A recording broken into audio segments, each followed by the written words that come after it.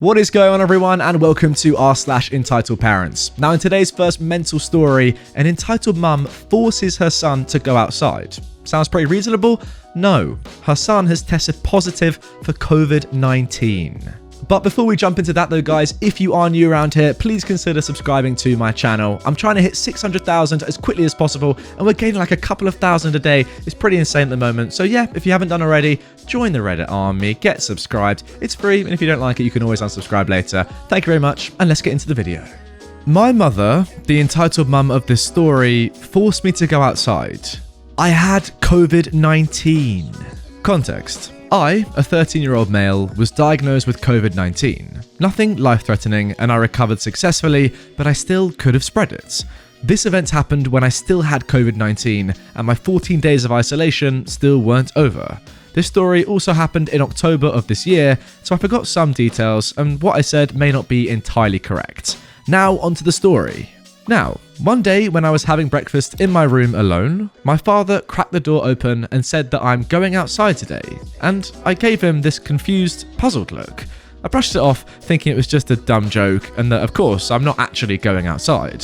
A few hours later though, my mother entered my room, saying that we're going outside.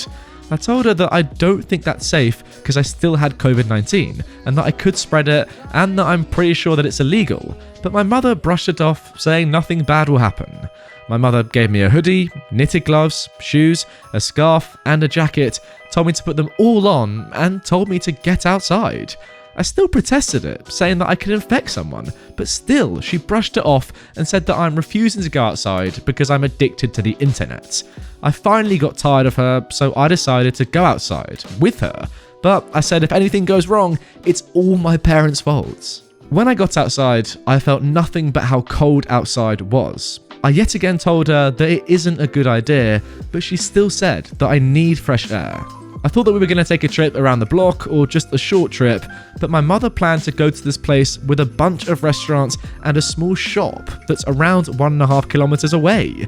We had to go through two parks, one being a very popular and massive one where people usually walk their pets and go around jogging. I only heard how long we are actually going to travel when we were already in the middle of that popular park.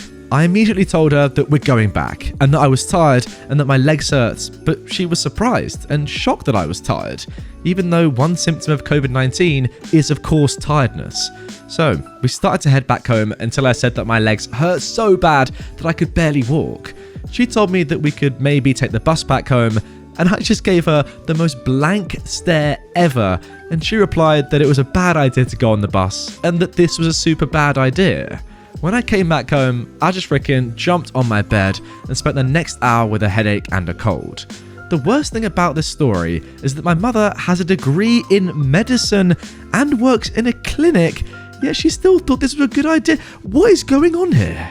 And, well, I did infect someone. That person being my mother. She was barely like 75 centimeters away from me and was holding my hand the entire time, even though I tried to get her hand off. She said it's okay because I wore knitted gloves.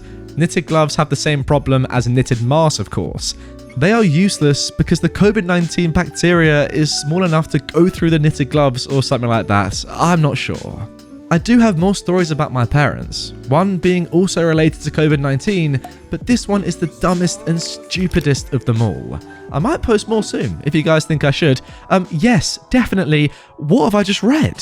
Sorry, let me just get this straight 1 second, because I must have misunderstood something as this story went along. I mean, what I can remember, you said that your mum, a trained medical professional, advised you to go outside when you had COVID-19. You tested positive for the virus that is killing people across the world. What am I supposed to say? At the end of these stories, I normally give my thoughts and opinions, guys. I don't know what to say. Yeah, when you get a story like this, you just have to facepalm and just think, what was that? It's just incredible, really. I mean, someone that should take so much pride in making sure that everyone, at least in her own family and just in general, is safe and adhering to the national measures of whatever country this in. Your mum, a trained medical professional, is like, you know, I don't care. You need some fresh air. Fresh air, yeah, is more important than infecting everyone with a deadly virus. Why couldn't you have just gone and like stood in your garden for 5 minutes, or stood in your porch for 10 seconds. Why'd you have to go on a walk to a popular park? Honestly, I've got way more questions than answers, guys. If you know any of the answers to this stupid parents' ideas, drop them in the comments below. But I reckon there are none. It's just plain idiocy. Unbelievable. Let's move on. Now moving on to our next story. Why aren't you listening to me? Are you deaf? Yes. Yes, I am. This came up recently in conversation and made me laugh a lot, so I thought I would share, so hopefully someone else can get a kick out of it. Also, I would like to add that despite having a rocky relationship with my mum at the time, I'm glad to say it's a lot better, so I can laugh about it. Growing up, I was introverted from the get-go because I was bullied and preferred reading, but my mum hated the fact I wasn't girly. I didn't want fairy tale books, I wanted encyclopedias on bones and anatomy. I didn't want to wear pretty dresses, etc. I wanted to wear jeans and baggy shirts. I didn't even get into makeup until I turned maybe 19, 20, whereas my mum was that parent that always looked done up to the nines. So having a daughter who rejected all that, well, we clashed a lot. My mum has always been very big on respect. However, she was also the person in our family who others got sent to be straightened out when they were being a lot to handle. But because of this, she would flip at the slightest thing she perceived as us being rude, disrespectful, or anything else. So, because of this, in my family, everyone loved babysitting me because I was a good kid. But my mum would always be like, "Why is she so good with you, but is always so rude to me?" I wasn't being rude, and even then it would upset me and make me pull away from her, which again she would see as disrespect. Her favourite thing to complain about was that I ignored her, like all the dang time. I would get grounded so much because she had apparently shouted at me and I didn't hear her, so she would assume that because I didn't answer, I was ignoring her. I cannot tell you how much this used to anger me because my brother, the actual problem and golden child, would get let off the hook all the dang time. It got to the point when I was about 12, I came home from the library telling my mum that I wanted to be a boy so she would treat me the same. 12-year-old me used her library card to get gender reassignment information and I gave it to her. She flipped her god dang lid, man. Still the funniest thing I've ever witnessed. That's kind of sad though. So after basically being grounded for a good maybe 4 months on and off with a few days in between, my mum goes mental at me because I didn't bring down my laundry for her coming back to put on, screaming at me, yelling, telling me I'm the worst kid, etc, etc. And I'm just staring at her because I don't even know what's going on. When I asked her if I responded when she shouted, she just stopped shouting and looked at me confused. Why would I ask such a ridiculous question? Well, we had agreed that unless I respond to her, I haven't heard it. Did I respond? No, because I didn't hear her. When I pointed all this out, she locked me in my room, screaming that she was getting me tested for being deaf. I had this all the time. She would say I was at it, and when I tried to explain I wasn't, she would shout that she was getting me tested so she could put a stop to my problem behaviour. Well, that was the last straw for her, because 3 days later, I was getting tested for my hearing, because she'd had enough. I cannot tell you the smugness in my mum's face when we went. She was going on and on, saying that I was ignoring her, pretending I couldn't hear her, and was just being a problem kid, and she was sick of it. So she was getting me tested, so once and for all, she could basically have something that proved she was right. She couldn't be wrong, you see, and since this has been going on for a good 2 to 3 years at this point, she was done. Well, they tested me. Not only am I partially deaf in both ears, I can't tell what volume I'm talking at. Yep, not only was I partially deaf, I was basically partially effed with it. Because this was another complaint, that I was always shouting when I got excited, or just talking and I would get real confused, because I was like, what? I'm just talking normally. Whereas sometimes I would be near whispering and again, I wouldn't realise. I cannot tell you how much satisfaction I still get to this day when I saw her jaw hit the floor when they came out with the results. My mum was so shocked, in fact, she made them do it again because apparently 12-year-old me faked it. I faked the full thing. So they did it again, same results. She couldn't believe it, and for the first time I remember seeing it dawn on her, how she had been treating me and I had been telling the truth. That quickly went away though, when her face went scarlet as I asked, "Does this mean you're going to stop grounding me and locking me in the room when I don't hear you?"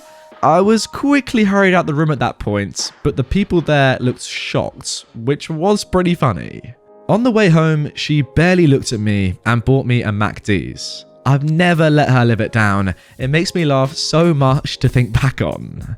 Well, no doubt about it, that's one of the best stories I've read in a long time. That was amazing from start to end. I've got to say, OP. I mean, seriously. Do you not think, guys, that was just an incredible story? From start to end. Exceptional stuff throughout. So funny when your mum's like, no, you can't be deaf. You must have heard me. But in reality, you actually do have partial doubt. It's just the irony is so good. It's like, I can imagine your mum's face would just be like, oh my God, all these years that I've been saying that you've just been ignoring me when you actually haven't. You're deaf. Like, it's so good because it's so unexpected, but it's just like you could see it happening the whole time, you know. It's brilliant. Love the story, guys, and I hope you did too, because look, we get, you know, some rubbish stories. I'll be honest, sometimes I try and filter them out, but there's not much I can do sometimes.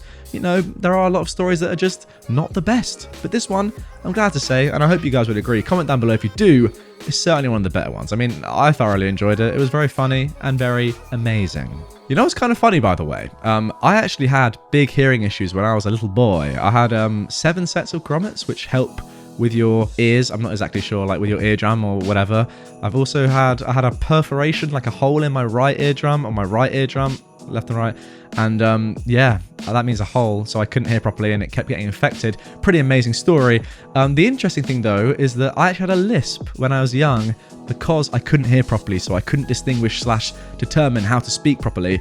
So I said everything at the back of my mouth. So I'm going to try and impersonate myself from when I was younger right now. This is going to be embarrassing, but this is kind of how I sounded. So pretty much this is how I speak. I'm actually not joking. I was speaking like the back of my mouth. But this is when I was, this is when I was a young boy, maybe primary school in England. So how old would I have been? Under 11, yeah. And I used to say my name like Jack instead of Jack. But then I had like speech therapy and I taught myself how to speak properly. So now I have this amazing voice. But no, seriously, that is all true. You know what I might do, actually? If I can find some footage of me speaking with a lisp back in the day, I'll find it. It might be tough, but I'm going to give it a go. Anyway, hope you enjoyed that little tidbit of information about me. Yes, I used to have a lisp, and I have massive hearing issues. Amazing stuff. Who doesn't these days? If you have enjoyed this video, please drop it a like, because that story was fantastic. If you do want more right away, check out this playlist of all my Entitled Parents videos. If you are new around here, as always, make sure to subscribe. And finally, if you'd like some merch, then that is down here as well. It is the best way to support me and my channel. That's it, guys. I'll see you later on today with the brand new upload.